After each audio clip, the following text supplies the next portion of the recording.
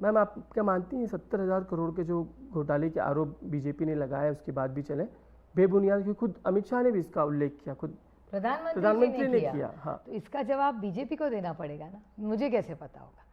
मैं सिस्टम में थी ही नहीं उस वक्त, ना मैं सत्ता में थी, तो मुझे तो कुछ पता ही नहीं है रोल, मेरा तो कोई रोल ही नहीं है उसमें।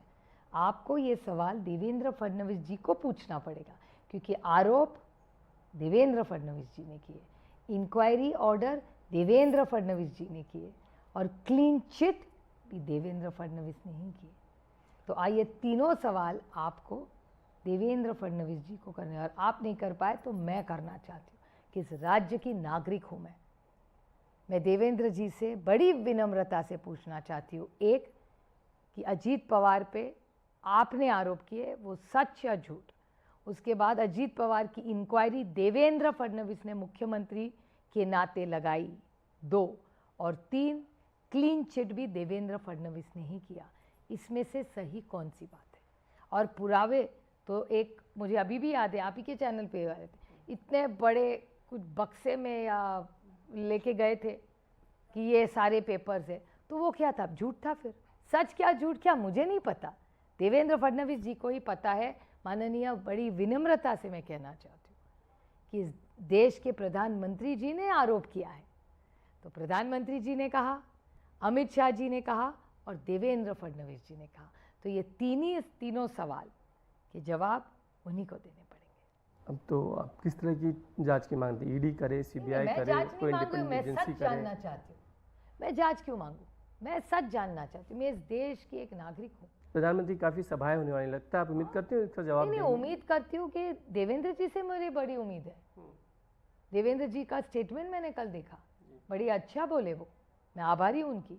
जिस तरह से आर पाटिल हमारे दिवंगत नेता, मेरे बड़े भाई के नाते, जिस तरह से अजीत पवार ने स्टेटमेंट किया, हमें बहुत दुख हुआ। लेकिन वो भी इतने सालों के बाद उन्होंने 9 साल गए, उसके बाद अजीत पवार बोले, हमें बहुत बहुत दुख हुआ। और उसके बाद मैं देवेंद्र जी की आभारी हूँ कि उन्होंने अच्छा बोले कि आप अबाहमा में नहीं है, तो उनके लिए कुछ बोलना नहीं चाहिए। इसके लिए मैं आभारी हूँ देवेंद्र जी की। देखो, अच्छे को अच्छा बोलना चाहिए, लेकिन जो गलत है उसके लिए देवेंद्र जी को जवाब देना पड़ेगा। मैडम, ये भी सवाल है कि अजय दादा ने जो फिर घर स्प्लिट होने की बात निकाल दी उस दिन, कि घर तोड़ने का काम क्या बड़े साहब कर रहे हैं, यानी शरद पवार के उनका इशारा था।